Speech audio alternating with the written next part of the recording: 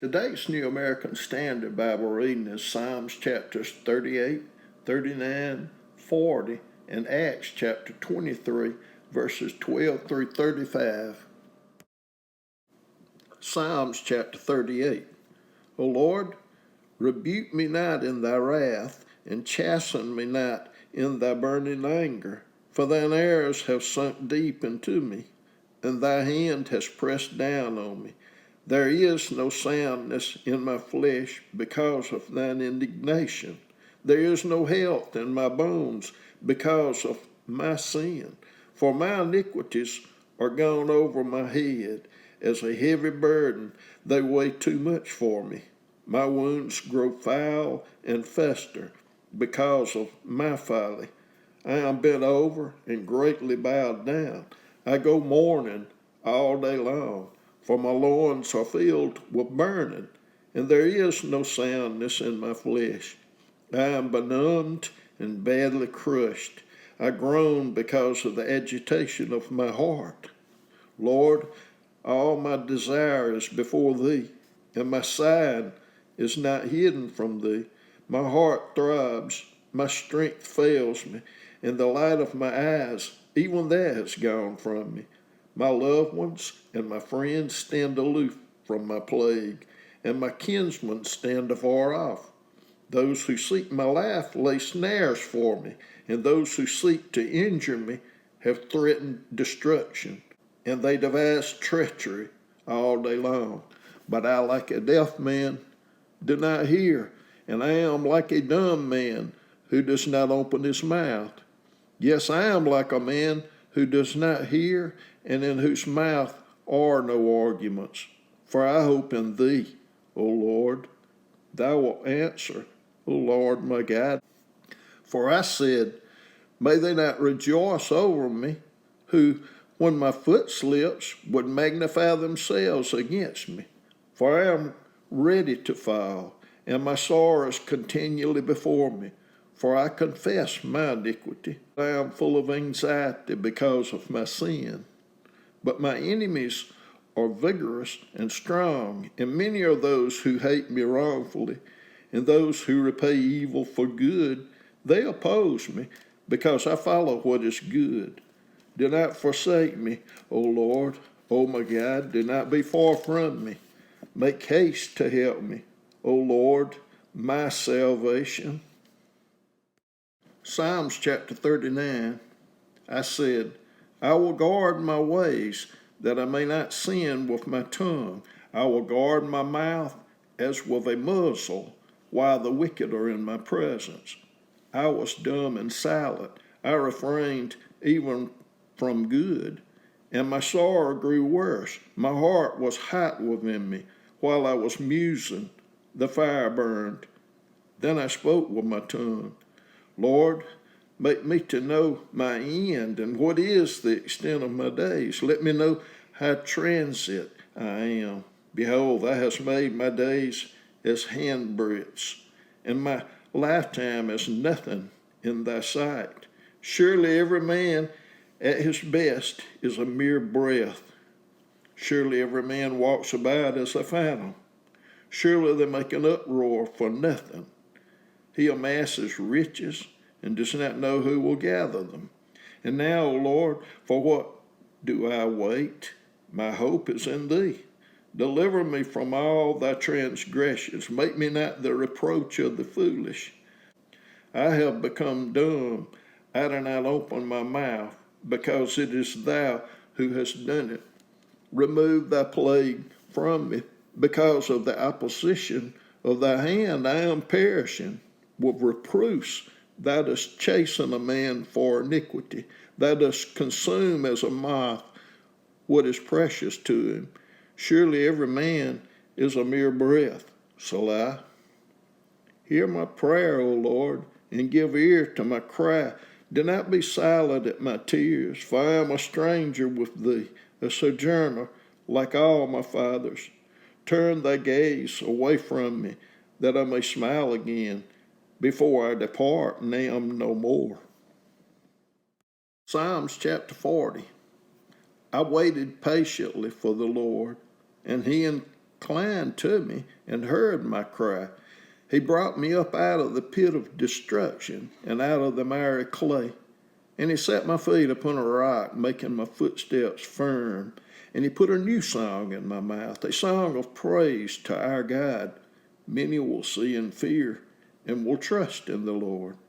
How blessed is a man who has made the Lord his trust and has not turned to the proud, nor to those who lapse into falsehood. Many, O Lord my God, are the wonders which thou hast done, and thy thoughts toward us. There is none to compare with thee. If I would declare and speak of them, they would be too numerous to count. Sacrifice and meal offering thou hast not desired. My ears thou hast opened. Burnt offering and sin offering thou hast not required. Then I said, Behold, I come. In the scroll of the book it is written of me. I delight to do thy will, O my God. Thy law is within my heart. I have proclaimed glad tidings of righteousness in the great congregation. Behold, I will not restrain my lips, O Lord, thou knowest. I have not hidden thy righteousness within my heart. I have spoken of thy faithfulness and thy salvation. I have not concealed thy loving kindness and thy truth from the great congregation. Thou, O Lord, will not withhold thy compassion from me. Thy loving kindness and thy truth will continually preserve me. For evils beyond number have surrounded me. My iniquities have overtaken me, so that I am not able to see. They are more numerous than the hairs of my head, and my heart has failed me. Be pleased, O Lord, to deliver me. Make haste, O Lord, to help me. Let those be ashamed and humiliated together who seek my life to destroy it. Let those be turned back and dishonored who delight in my hurt. Let those be appalled because of their shame who say to me, Aha, aha. Let all who seek thee rejoice and be glad in thee. Let those who love thy salvation say continually, The Lord be magnified. Since I am afflicted and needy, let the Lord be mindful of me. Thou art my help and my deliverer. Do not delay, O my God. Acts chapter 23, verses 12 through 35. And when it was day, the Jews formed a conspiracy and bound themselves under an oath, saying that they would neither eat nor drink until they had killed Paul. And there were more than 40 who formed this plot. And they came to the chief priest and the elders and said, We have bound ourselves under a solemn oath to taste nothing until we have killed Paul. Now therefore, you and the council notify the commander to bring him down to you, as though you were going to determine his case by a more thorough investigation. And we, for our part, are ready to slay him before he comes near the place. But the son of Paul's sister heard of their ambush, and he came and entered the barracks and told Paul. And Paul called one of the centurions to him and said, Lead this young man to the commander, for he has something to report to him. So he took him and led him to the commander and said, Paul the prisoner called me to him and asked me to lead this young man to you, since he has something to tell you. And the commander took him by the hand and, stepping aside, began to inquire of him privately, What is it that you have to report to me? And he said, The Jews have agreed to ask you to bring Paul down tomorrow to the council, as though they were going to inquire somewhat more thoroughly about him.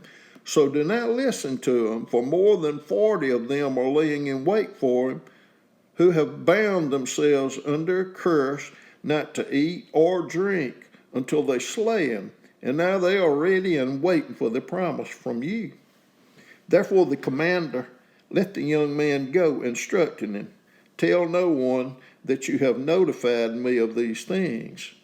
And he called to him 2 of the centurions and said, Get 200 soldiers ready by the 3rd hour of the night, to proceed to Caesarea with 70 horsemen and 200 spearmen. They were also to provide mounts to put Paul on and bring him safely to Felix, the governor. And he wrote a letter having this form: Claudius Lysias, to the most excellent Governor Felix, greetings. When this man was arrested by the Jews and was about to be slain by them, I came upon them with the troops and rescued him, having learned that he was a Roman. And want to ascertain the charge for which they were accusing him, I brought him down to their council, and I found him to be accused over questions about their law, but under no accusation deserving death or imprisonment. And when I was informed that there would be a plot against the man, I sent him to you at once, also instructing his accusers to bring charges against him before you. So the soldiers, in accordance with their orders, took Paul and brought him by night to Antipatris. But the next day, leaving the horsemen to go on with him, they returned to the barracks. And when these had come to Caesarea and delivered the letter to the governor, they also presented Paul to him. And when he had read it, he asked from what province he was.